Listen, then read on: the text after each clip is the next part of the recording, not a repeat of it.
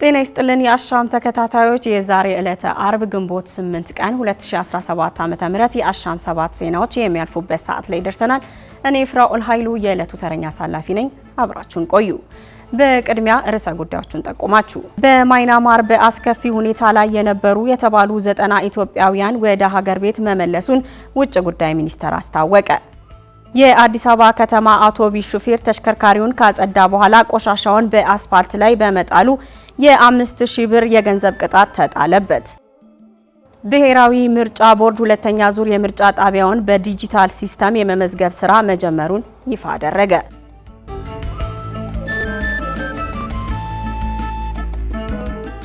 በማይናማር በአስከፊ ሁኔታ ውስጥ ነበሩ የተባሉ 90 ኢትዮጵያውያንን ወደ ሀገር ቤት መመለሱን ውጭ ጉዳይ አስታወቀ።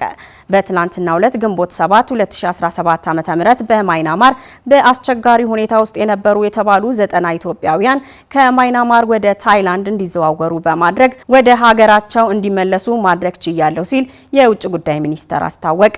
የውጭ ጉዳይ ሚኒስቴር በህንድ በሚገኘው የኢትዮጵያ ኤምባሲ በኩል በማይናማር በአስቸጋሪ ሁኔታ ውስጥ የነበሩ ሌሎች ቀሪ ኢትዮጵያውያንን ወደ ሀገር ቤት ለመመለስ ጥረት እያደረገ እንደሚገኝም እወቁልኝ ማለቱን አሻም ከሚኒስቴር መስሪያ ቤቱ ያገኘችው መረጃ ይጠቁማል። ሚኒስቴር መስሪያ ቤቱ አክሎም ዜጎች በህገወጥ የሰዎች አዘዋዋሪ ባሏቸው አካላት በሐሰተኛ እንቅስቃሴ በመታለል መንግስት የስራ ስምሪት ውል ወዳልፈጸመባቸው ሀገራት የሚያደርጉት የጉዞ እንቅስቃሴ አይቆጠቡ ሲል አሳስቧል።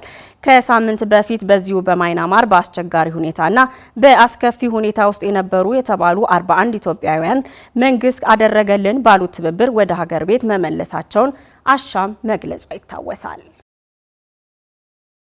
የአዲስ አበባ ከተማ የአውቶቡስ ሹፌር ተሽከርካሪውን ካጸዳ በኋላ ቆሻሻውን በአስፋልት ላይ በመጣሉ የ5000 ብር ቅጣት ተጣለበት። በትላንትናው ዕለት ግንቦት 7 ቀን 2017 ዓ.ም የአዲስ አበባ ከተማ አስተዳደር የደንብ ማስከበር ባለስልጣን በቂርቆስ ክፍለ ከተማ ለገሃር ተብሎ በሚጠራው አካባቢ አንድ የከተማ አውቶቡስ ሹፌር ተሽከርካሪውን ካጸዳ በኋላ ያስወገደውን ደረቅ ቆሻሻ አስፋልት ላይ መጣሉን በይፋዊ ትስስር ገጹ አስታውቋል። ይሄ ድርጊትም ደንብ ቁጥር 167/2016 የጣሰ በመሆኑ የ5000 ብር የገንዘብ ቅጣት እንደተጣለበት የክፍያ ደረሰኙንና የተሽከርካሪውን የመለያ ቁጥር አያይዞ ይፋ ማድረጉን አሻም ተመልክታለች። ባለስልጣኑ እንደገለጸው ከሆነ አሽከርካሪው ተሽከርካሪውን ይዞ ተሰውሮ እንደነበር አስታውቆ በዚህም ተደረገ ባሉት የክትትል ስራ አሽከርካሪውን በክፍለ ከተማ ወረዳ 6 ከነ ተሽከርካሪው በቁጥጥር ስር ማዋሉን ከላይ በጠቀሰው የደንብ ቁጥር በመተላለፉ ተገቢው ቅጣት ተወስዶበታል ተብሏል። በጋምቤላ የኤሌክትሪክ አገልግሎት ሪጅን እያጋጠመ ያለውን የድህረ ክፍያ ችግር እንዲፈታ በምክር ቤት ቋሚ ኮሚቴ አባላት ተጠየቀ። የህዝብ እንደራሴዎች ምክር ቤት ቋሚ ኮሚቴ አባላት ይህንን ያሉት በኢትዮጵያ በኤሌክትሪክ አገልግሎት የጋምቤላ ሪጅን የስራ እንቅስቃሴውን በትላንትናው ዕለት ተዘዋውረው በተመለከቱበት ወቅት መሆኑ የምክር ቤቱ መረጃ ይጠቁማል። የቋሚ ኮሚቴ አባላት አስተባባሪ ኢያሱ ሳላ በጋምቤላ ኤሌክትሪክ አገልግሎት ሪጅን ከደንበኞች ጋር ያለውን ተግባቦት ይበልጥ ለማጠናከርና በአገልግሎቱ ድህረ ክፍያ የሚያጋጥሙ ችግሮችን ለመፍታት ደንበኞች የካርድ ቆጣሪ እንዲያስገቡና እንዲጠቀሙ ማበረታታት እንዳለበት ማሳሰባቸው ተገልጿል። የኤሌክትሪክ ኃይል አገልግሎት በርካታ ተግባራት ማከናወን እንደሚቻል የጠቆሙት አስተባባሪው ይህንን አገልግሎት ለመስጠትና ማህበረሰቡ እንዲገለገልበት ለማድረግ የሚያስችሉ የአሰራር ስርዓቶችን በመዘርጋት አገልግሎቱን ማጠናከር እንደሚገባ ተጠቁሟል። ከኤሌክትሪክ አገልግሎት የሚሰበሰበው ገንዘብ ተመልሶ ለኤሌክትሪክ መሰረተ ልማት ዝርጋታና ለማህበረሰብ ጥቅም የሚውል መሆኑን ለተጠቃሚው ማህበረሰብ ማስገንዘብ ይገባልም ብለዋል። አገልግሎቱ ዲጂታላይዜሽን ላይ በመመርኮዝ ቴክኖሎጂዎችን እያስፋፋ በመጠቀም በክፍያ ምክንያት ከደንበኞች ጋር የሚፈጠረውን ያለመግባባት ሁኔታ መቅረፍ ይገባል ብለዋል። በኢትዮጵያ ኤሌክትሪክ አገልግሎት የጋምቤላ ሪጅን ዳይሬክተር ኢንጂነር አማረ ገብረመድን በሰጡት አስተያየት የቴክኖሎጂ ተጠቃሚነት አቅም ከፍ ያለ እንዲሆን ለማድረግ በርካታ ስራዎች እየተሰሩ እንደሆነ ጠቁመዋል። በክፍያ ምክንያት ከደንበኞች ጋር የሚፈጠረው አለመግባባት ግንዛቤ በማስጨበጥ በመመካከርና በመነጋገር እንደሚ እንደሚፈቱ አስረድተዋል። በ249 ሰራተኞች የሪጅኑ አገልግሎት እየተከናወነ እንደሆነ ጠቁመው በሽያጭ ረገድም 94 በመቶ አፈጻጸም በማስመዝገብ ከአምናው አንጻር 34 በመቶ እድገት ማምጣታቸውንም አብራርተዋል። በሪጅኑ አንዳንድ አካባቢዎች የማህበረሰቡ ተራርቆ መኖሩ የኤሌክትሪክ አገልግሎትን ተደራሽ ለማድረግ ተግዳሮት እንደሆነባቸው የገለጹት ዳይሬክተሩ የኤሌክትሪክ ክፍያን በጊዜው መክፈል ያለመቻል፣ ከሰል በሚያከስሉ ሰዎች አማካኝነት የኤሌክትሪክ ፖል መውደቅና መሰል ችግሮች ተግዳሮት እንደሆነባቸው መናገራቸውን አሻም ከእንደራሴዎች ምክር ቤት ያገኘችው መረጃ ይጠቁማል። ብሔራዊ ምርጫ ቦርድ ሁለተኛ ዙር የምርጫ ጣቢያዎችን በዲጂታል ሲስተም የመመዝገብ ስራ መጀመሩን ይፋ አደረገ። የኢትዮጵያ ብሔራዊ ምርጫ ቦርድ በቀጣይ የሰባተኛ ዙር ሀገራዊ ምርጫ ለማከናወን የተለያዩ የቅድመ ዝግጅት ስራዎችን እያከናወነ እንደሚገኝ አሻም ከቦርዱ ያገኘችው መረጃ ይጠቁማል።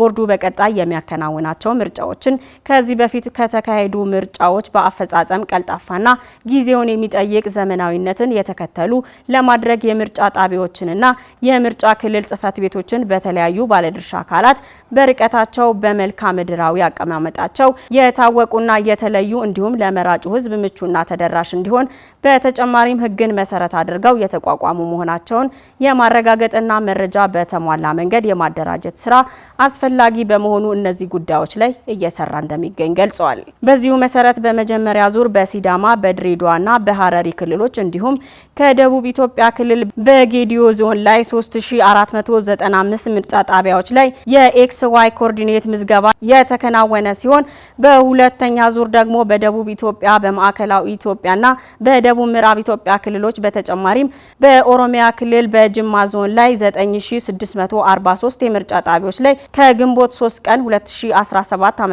ጀምሮ የምርጫ ጣቢያዎች ላይ ምዝገባ እያደረገ እንደሚገኝ ይፋ አድርጓል።